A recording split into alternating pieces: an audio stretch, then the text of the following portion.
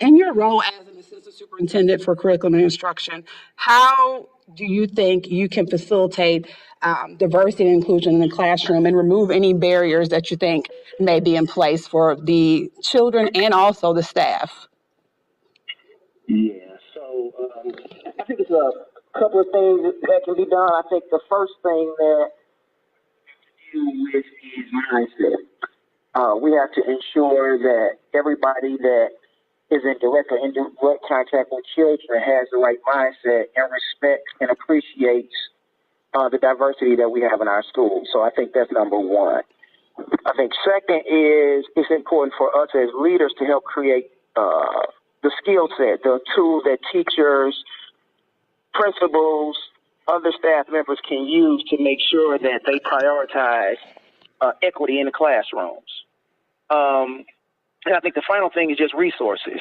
Somebody in my role, we have to make sure we provide the right resources, whether that's books that are appropriate for all kinds of students or whether that's professional development. We have to provide the resources. So from my position, that's kind of what we need to do.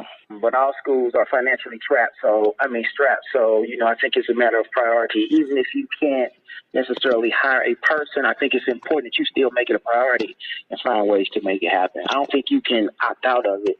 I just think we have to find creative ways because budgets are kind of tight nowadays. Yeah.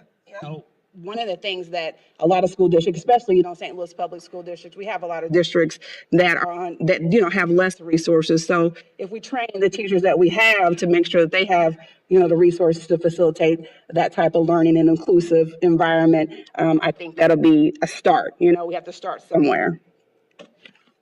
Absolutely. And that brings me to Keisha with an E. I know that you are your firsthand, and we're speaking around this matter, but you are in the classroom with the children. You teach the children. You have dialogue with them on a daily basis. So, in your role as a second grade teacher, why is diversity and inclusion important in the classroom, and how do you think that you can facilitate that from your seat? Well, I think I think it depends on the teacher because I've said to you before that my classroom, I look at my students as my client. So these are my customers. So in saying that, this is my first year teaching a class where I had students who were not all Black. So in my classroom this year, I had a student who was Hispanic, and she comes from an ESL, so she's an ESL student. So her family speaks Spanish mostly at home. So English is her second language. I had another student who his second language was English as well. His family was Albanian and Bosnian. So, and then I had one white student in my classroom this year.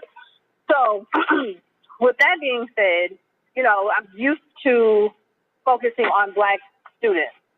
So I think in this experience, it pushed me as an educator and as a person. Like, it really gave me a chance to sharpen my own skills. And I say that because, I've been able to incorporate different things into my classroom. So in my classroom library, I make sure there are African-American books. While there are other books, that's great, but I still make it a point to make sure I have some books that are centered, like more focused on African-American stories. And I make sure that I'm bringing in what my students are doing, like IDR, which is individualized reading. When I'm working on them reading to themselves, I also like to make sure that they are reading things about themselves and stories that look like them and with people who look like them and things that they can relate to also increase their interest in reading overall. So that's one thing. But when you have students who are, where English is their second language, you also have to cater to those students as well. And not just in a space of, working with the curriculum. Well, I also have to understand that when I'm talking to a student who, her family speaks Spanish at home, I also have to be mindful that when I'm teaching her, the way that she's going to learn is going to be a little bit different because she's not going to get the same assistance that a first, English as a first language student would do, like a native speaker. Like they would be able to communicate everything that I've taught them in the classroom at home with their parents, and their parents will be able to reinforce that.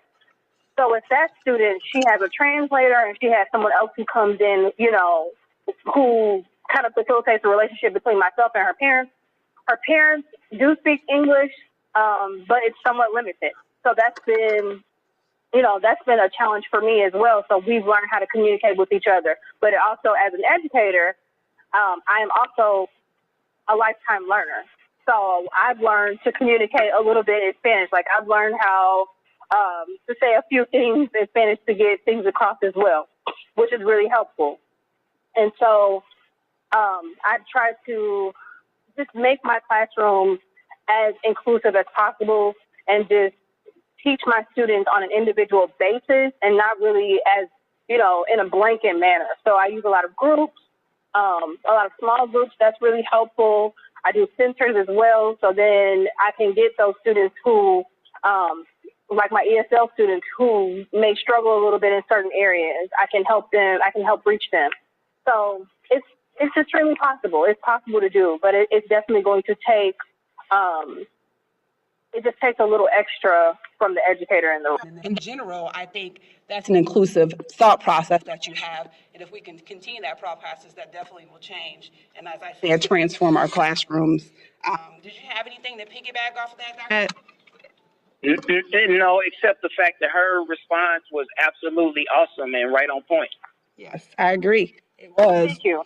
It really was.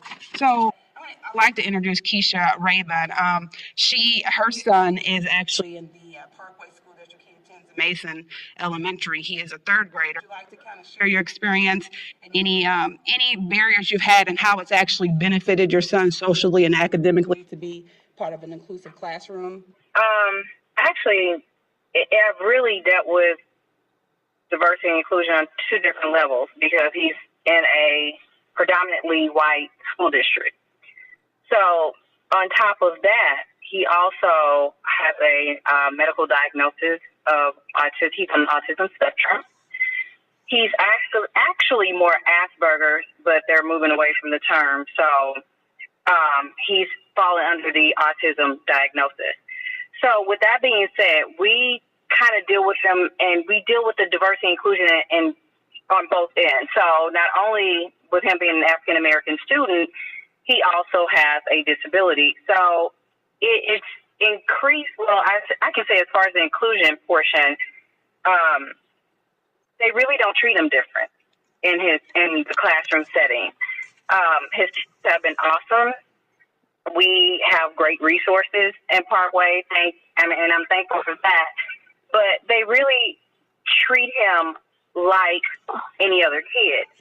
And that has helped him benefit socially because one of the biggest hurdles that he has is social interaction with his diagnosis. So she makes sure she includes him. She doesn't make him feel any different.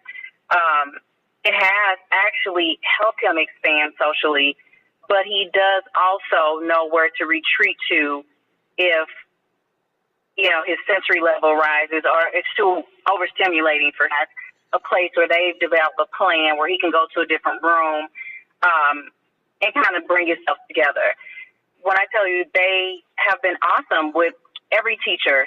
We've been dealing with this since kindergarten.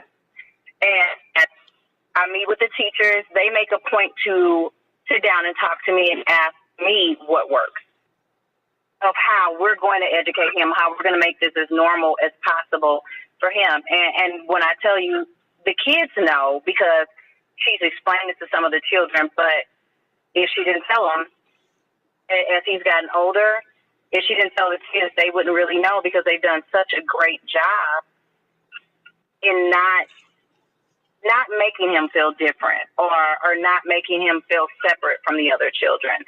So how to deal with it. But once he was diagnosed, it was a great, my anxiety was at an all-time high because this is something new to me. And although, the teachers are used to dealing with that, every child is different. He has to have a period to adapt because he doesn't like change. And they've been great with that. But as far as in the beginning, because we did not have a plan or an IEP. He has an IEP now where we have a plan and we kind of know what to go by and what's good. Everything is better. But yes, how we were going to include him or what the plan was going to be to help him grow socially in the classroom.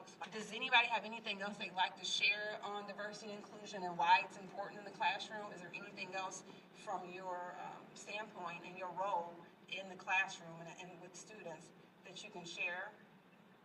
I would. I think that was a great point bringing up inclusivity when you're talking about students with IEPs. And I think one of the biggest things when you're actually in the classroom and you're working with students with IEPs is teaching the other children how to understand. So in my classroom, I had probably about 6 students with IEPs this year, 5 or 6 that had IEPs this year. And then I had students who were really high. Like I had a kid who, he probably should have been in gifted instruction. And then I had a student who was probably really functioning on a kindergarten level, which means that she's probably 2 years behind. So with her being in second grade, she's easily 2 years behind. So when you're working with students, I was giving some of my students work that was a little more challenging. And so one of them says, well, Miss Hare, well, why can't she get this work? Why does she get that easy stuff? So at that point, as the adult in the room, I have to say, listen, I have to sit down and explain to you, to my students that everyone is on different levels. And that's number one. And that's just not for right now. That's going to be always. People are on different levels and you have to meet people where they are. And you also have to respect them where they are. So I said, well, you know what? I said, well, if you think you can help her. So I started pairing them. I said, well, why don't you help her and show her what to do? Because if you feel like this work is challenging for you and you know where she is and that you think that's easy work, I said, well, why don't you help her? Because now we're going to build a sense of community in my classroom. Because what you won't do is just point out flaws in another student. And I explained it to her in a way that how would you feel if I consistently pointed out your flaw and I made you feel small? That's unacceptable in my classroom. So what I do, I make sure that, I'm saying, okay, well, now you have to work with her. You're going to help her, you're going to help her through this. You're going to help her through this worksheet. And so she's like, okay. And so then when she came around to it, she understood why I made her do it, but also, it helped really build that sense of community with my students. So I don't have that in my classroom. It's just not allowed. I just don't allow them to put each other down. And it's like I use Class Dojo, which is a really great classroom management tool. And so like you can give points for things. So I give points for doing the right thing, helping others, things like I have like a point that's called That Was Nice. So if I see students doing things that are nice and you're like, oh, that was nice, or I always give them points for that. And then I have like Sharing is Caring. So if they're sharing, they'll get points for those kind of things as well. But I also take points for violating personal space. And violating personal space is one of those things where you're saying, well, oh, why did she get that work? It's easy, or, oh, she's stupid, because I've heard those comments as well. That's violating personal space in my classroom. So because we don't use our words to put other people down. And so I just really build that up in my students to the point where, they're like, you know what, you didn't say the right thing, because when they're talking to each other.